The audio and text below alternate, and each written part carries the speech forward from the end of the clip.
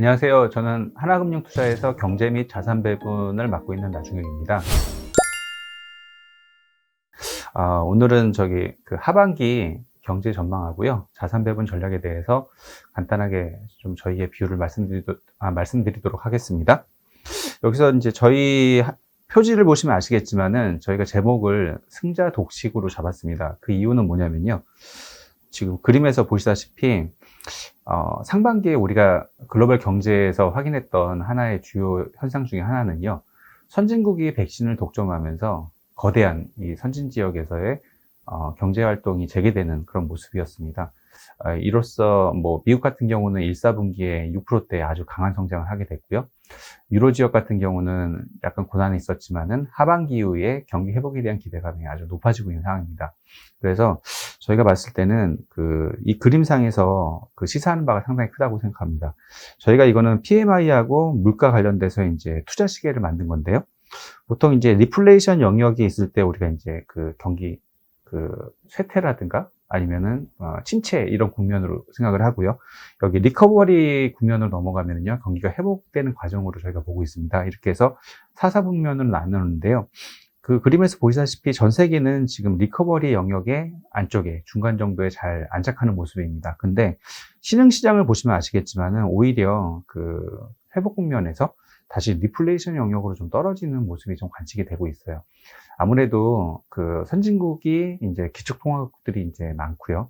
재정 여력이 상당히 풍부하기 때문에 그러한 가운데서 백신까지 독점하다 보니까 서비스업 중심의 경제 구조를 갖고 있는 선진국들이 상당히 선전하는 반면에 신흥국들은 여기에서 약간 좀 차별적으로 소외되는 그런 그림이 나타나는 게 아닌가 싶습니다. 그래서 선진국 시장 같은 경우 보시면은요, 지금 오버히트라고 돼 있죠. 그래서 약간 과열 국면에 초입에 들어가는 그런 양상을 보여주고 있습니다. 결국 뭐냐면은 글로벌 통화정책 공조는 앞으로 지금까지는 이제 필요 조건이었는데 충분 조건으로 이제 바뀔 것 같고요.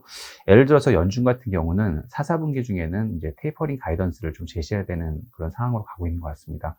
결국 뭐냐면 3, 4분기 중에는 빠르면 6월 달에는요, 테이퍼링에 대한 논의를 좀 공식화할 필요성이 있지 않나 이렇게 판단하고 있습니다. 결국엔 뭐냐면 저희가 말씀드린 내용은 선진국의 차별적 성장은 하반기에도 이어질 것이라는 거고요. 이러한 가운데서 선진국들은 자국의 그런 체력에 맞게 약간 과잉 유동성에 따른 좀 조절도 하는 측면에서 테이퍼링이 들어가는 부분들도 이제 관측이 될 거고요. 그러다 보니까 자산 배분 차원에서는 선진국 지역이 상대적으로 좀 유리하다 저희가 판단하고 있습니다. 그래서 그렇지만 이제 전통 자산 보시면은 주식 시장은 지금 밸류에이션이 상당히 많이 올라왔죠. 그리고 이제 통화 정책의 그런 차별화나 이런 부분들이 선진국에서의 그런 금융시장 변동성을 좀 일으킬 가능성도 좀 있고요. 신흥국 같은 경우에는 오히려 좀 더 큰 변동성을 일으킬 가능성도 있습니다. 그래서 주식시장에 대해서는 저희가 중립 포지션을 가져가고요. 네, 그렇지만은 선진국 주도의 경기 회복세는 하반기에는 더욱 가시화될 것으로 보고 있습니다. 그렇기 때문에 아무래도 채권 쪽에서는 장기채 중심으로 해서 금리가 이제 완만하게 상승하는 움직임을 나타낼 가능성이 높습니다. 그래서 채권 비중은 저희가 1단계 비중 축소를 제시를 드리고요. 그렇지만 경기는 전반적으로 큰 틀에서는 이제 회복세를 이어가는 거죠. 그리고 시장의 유동성은 많이 풀려 있고요. 선진국들은 이제 재정과 통화정책 정책을 적절히 좀 조합해서 쓰고 있는 상황이고요. 그러다 보니까 이러한 위험 성향을 저희가 비전통 자산, 그러니까 한마디로 하이힐드 크레딧이나 특히 이제 원자재 시장 아니면은 리츠 그런 자산군들에게 비중을 좀 확대해서 저희가 분산된 위험 성향을 좀 추구하고자 하는 그런 전략을 공고드리고 있습니다.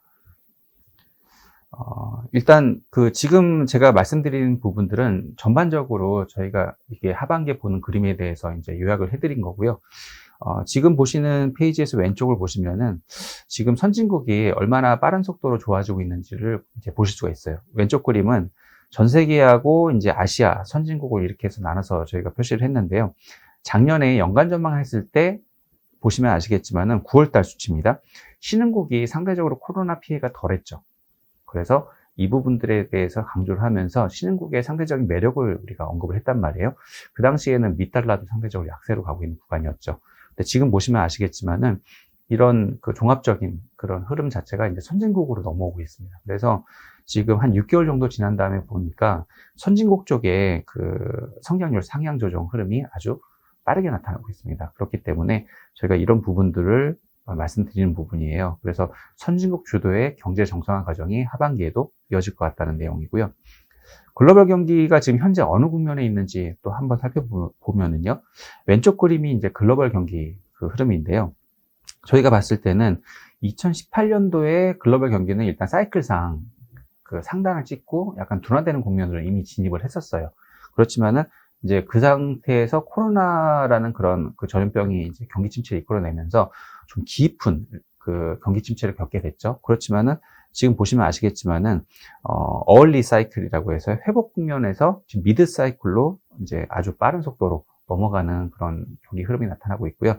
특히 오른쪽 보시면요, 미국 경기 같은 경우는 약간 과열의 냄새까지도 나타나고 있습니다. 보시면 아시겠지만은 리세션 영역에 작년 2, 4분기에 잠시 머물렀을 뿐이고요. 그 이후로는 아주 가파르고 빠른 회복세를 좀 보이고 있는 상황입니다. 근데 저희가 왜 그 차별적 성장, 선진국 주도의 그런 경제 정상화, 그래서 투자는 선진국 지역으로 좀 더 하는 것이 유리하다 말씀드리냐면요. 바로 여기 코로나 3차 대유행이 저한테는 좋은 아이디어를 준 것 같아요. 왼쪽 그림 보시면 아시겠지만은 작년 연말하고 올해 연초에는요, 유럽과 미국 쪽에서 코로나 확진자 수가 대거 늘어났죠. 그래서 2차 팬데믹이라는 우리가 표현을 썼었는데요. 지금 보시면은 연초 이후로는 이 두 지역에서 아주 가파른 속도로 확진자 수가 줄어들고 있었단 말이에요. 그런데 왜 지금 보시는 3월, 4월 달에 이렇게 코로나 확진자 수가 전 세계적으로 레코드를 찍게 됐을까요? 바로 오른쪽에 그 이유가 있는데요. 그 동남아시아, 우리나라, 일본이 다 속해 있는 구역이기도 하죠. 이쪽에서의 그 인도를 중심으로 해서요, 확진자 수가 10배가 넘는 숫자가 지금 발생하고 있습니다. 그러다 보니까 아무래도 이 동남아시아 지역이라든가요, 그 다음에 신흥국 쪽에서는 상대적으로 경기 회복세가 더딜 수밖에 없고요.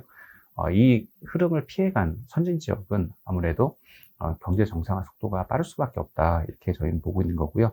그렇기 때문에 이러한 흐름들이 차별적 성장의 서막을 좀 알리는 게 아닌가 저희는 판단을 하고 있습니다. 거기에 대한 증거로서 저희가 이제 제시드리는 것은 백신의 확보율하고 그 다음에 접종률을 보시면 됩니다.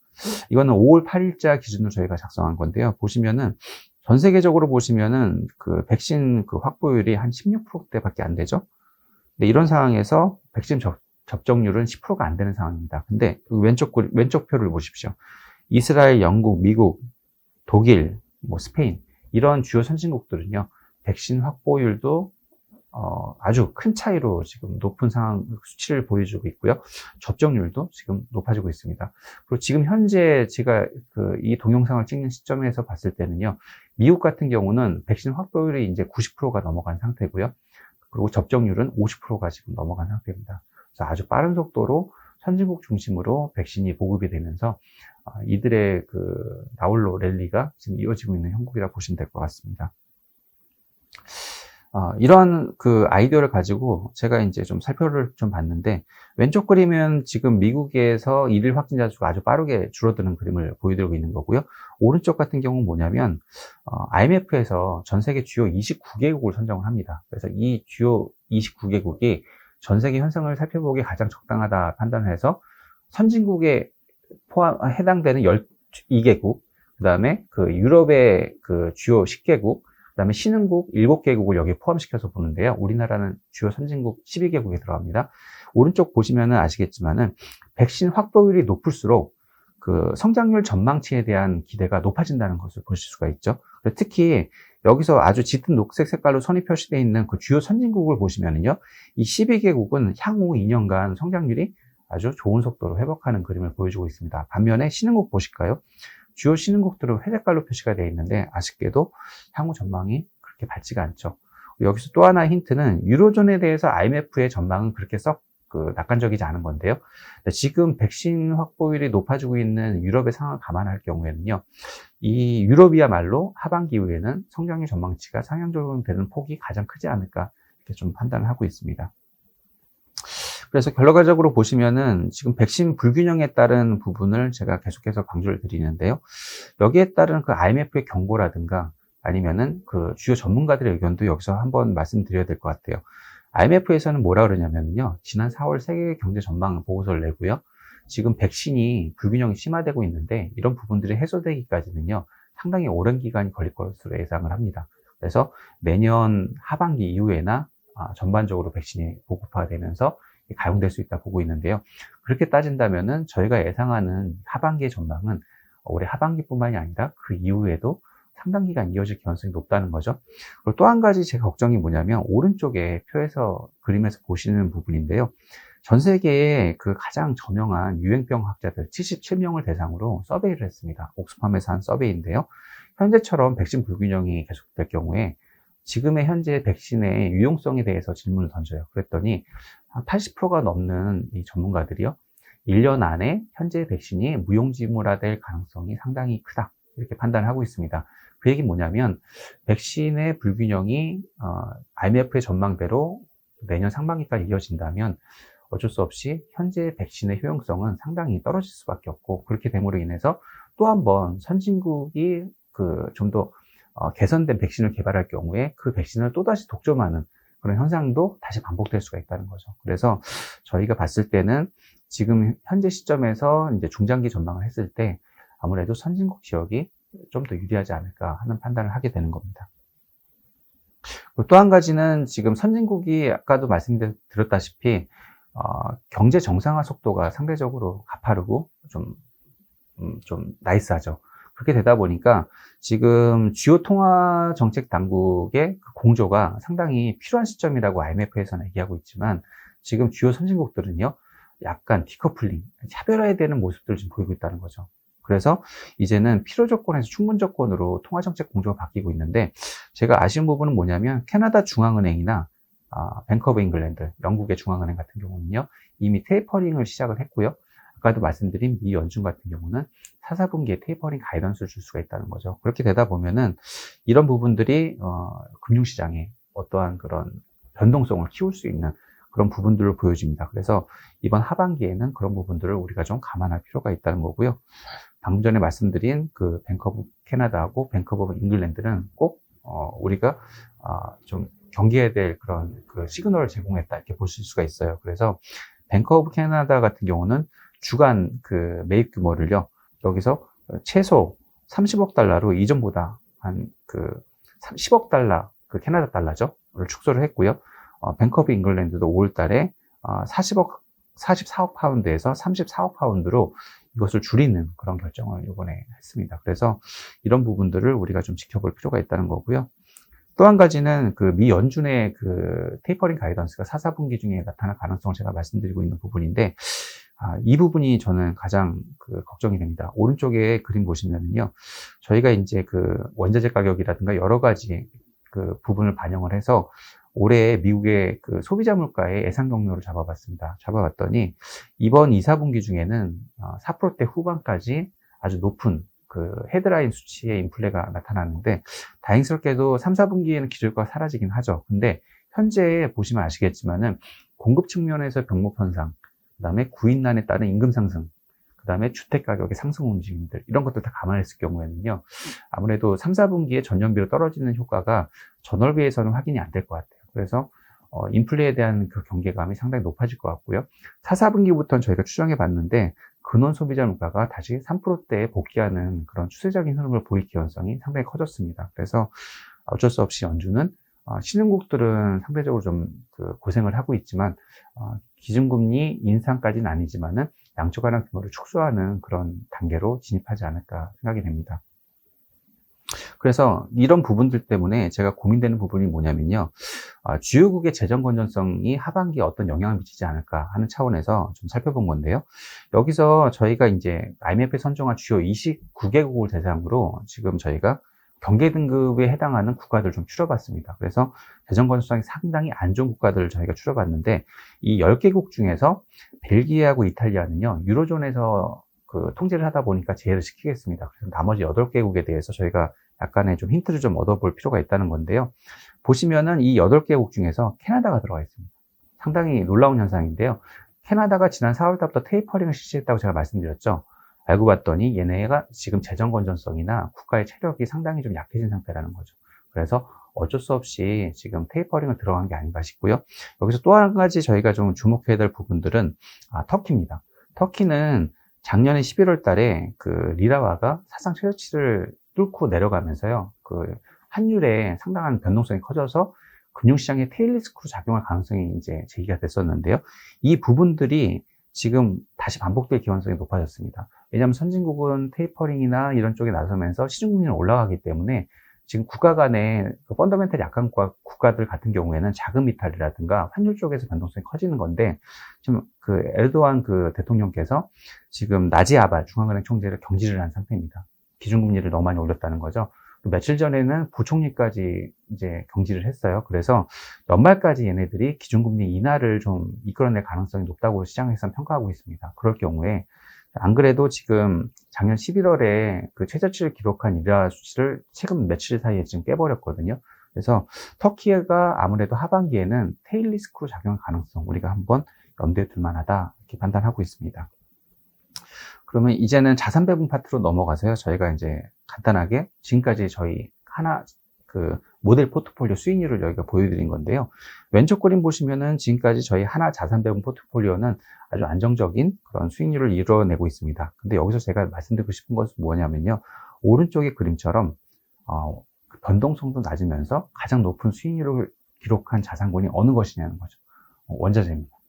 상당히 시사하는 바가 저는 있다고 생각해요. 지금 선진국 주도의 경기 회복세가 나타나고 있는 상황에서 전통 인프라에 대한 투자가 지금 늘어나고 있거든요. 그래서 저희가 자산군별로 저희가 투자 성향을 파악을 했을 때 원자재 시장이 저희 하반기에는 좀 더 매력적인 자산으로 부각될 가능성이 여전히 있다고 생각하고 있고요. 그 다음으로 지금 선전한 것이 선진국 주식인데요. 그래서 선진국 편향을 계속 가져가는 것이 저는 상대적으로 유리하다 평가를 하고 있습니다. 그리고 또 한 가지 그런 부분들 저희가 주장하는 이유 중 하나가 선진국 그다음 부잣집 곳간이 비어가고 있다는 거죠. 그래서 IMF가 요번에 그 전망자료에서 낸 그런 부분인데요. 지금 최근에 1년 사이에 왼쪽 표를 보시면은요. 국가 부분하고요. 가계 부분의 부채가 늘어난 것으로 지금 파악이 되고 있습니다. 특히 국가 부채가 작년 4월만 해도요. 이게 주요국 GDP 대비거든요. GDP 대비 53% 정도에서 지금 거의 80%까지 지금 급속히 늘어났습니다. 그래서 이런 부분들이 주요국들의 테이퍼링을 이끌어내는 하나의 원인이 아닌가 판단을 하고 있고요. 이런 부분들이 선진국의 상대적으로 유리한 국면을 좀 이끌어내는데 영향을 미치지 않을까 싶습니다. 또 한 가지는 여기서 왼쪽 그림인데요. 이 부분이 그래서 신흥국에 대한 투자를 저희가 좀 주저하게 만드는 부분인데, IMF에서 신흥국 19개국의 주요국을 대상으로 평가를 한 건데, 지금 5가지 항목을 평가했는데 이들의 재정 건전성과 그다음에 자금 조달 여건들이 매우 안 좋다. 이렇게 지금 왼쪽 그림에서 보실 수가 있을 겁니다. 서브프란 당시만 보더라도요. 그 당시에는 회색깔로 오각형이 표시되는 거 보시면 아시겠지만은요. 재정 수지 빼놓고는 그 당시에는 아주 월등한 체력을 가지고 있었습니다. 그래서 그 당시에는 신흥국 중심으로 자금이 많이 유입됐었는데 지금은 선진국 쪽으로 자금이 다 흘러들어가고 있는 상황입니다. 그래서 이 부분도 좀 명심하실 필요가 있고요. 그리고 여기서는 저희가 이제 왜 주식 자산에 대해서 저희가 중립 포지션을 가져가느냐에 대한 하나의 근거인데요. 지금 보시면은 이게 미국의 매크로 금융 과열 지수라고요. 저희가 금융 지수의 중요한 부분들과 그다음 경제 지표의 중요한 부분들을 가지고 과열 지수를 만듭니다. 그래서 이게 뭐냐면 이 지수가 임계점을 넘어가면은 1년 뒤에 경기 침체가 올 확률이 좀 높아지는 그런 그림들 나타내거든요. 근데 현재 보시면은 코로나로 인해서 아주 안정된 그런 수준을 나타냈던 이 과열 지수가 지금은 다시 임계점으로 진입을 했다는 거죠. 그래서 이 부분이 1년 뒤에 경기 침체로 이어질 확률이 지금 27%까지 올라온 상황입니다. 그래서 저희는 주식 자산에 대해서는 약간 중립적인 스탠스를 가져가는 게 좀 더 유리하지 않은가 판단하고 있고요. 그리고 그 페이지에서 저희가 보여드리고 싶은 거는요. 지금 선진국 쪽으로요. 채권과 주식 막론하고요. 어떠한 그런 성향을 따지지 않고 선진국 쪽으로 자금이 유입이 되고 있다는 걸 저기서 보여드린 겁니다. 그래서 맨 왼쪽의 그림을 보시면은요. 선진국 주식과 채권 쪽으로 가장 많은 규모의 자금이 지금 유입되고 있는 것이 지금 글로벌 펀드 플로우에서 확인이 되고 있고요. 또 한 가지 좀 저희가 시사점이 있는 것은 맨 오른쪽에 MMF죠. 좀 안전성을 우리가 추구할 때 하는 그런 자금 유입인데요. 이쪽으로도 지금 자금 유입이 나타나고 있습니다. 그래서 저희는 전통 자산에 대해서는 약간 중립적인 시각을 좀 가져가는 게 맞다 생각을 하고 있습니다. 그래서 결론인데요. 저희는 그래서 글로벌 자산 배분 전략으로는 전통 자산에 대해서는 중립 내지는 이하, 그다음에 비전통 자산군에 대해서는 위험 성향을 한번 추구할 필요가 있다 하는 그런 판단을 하고 있습니다. 그래서 여기까지가 저희가 말씀드리고 싶은 하반기에 대한 저희의 하우스뷰입니다. 감사합니다.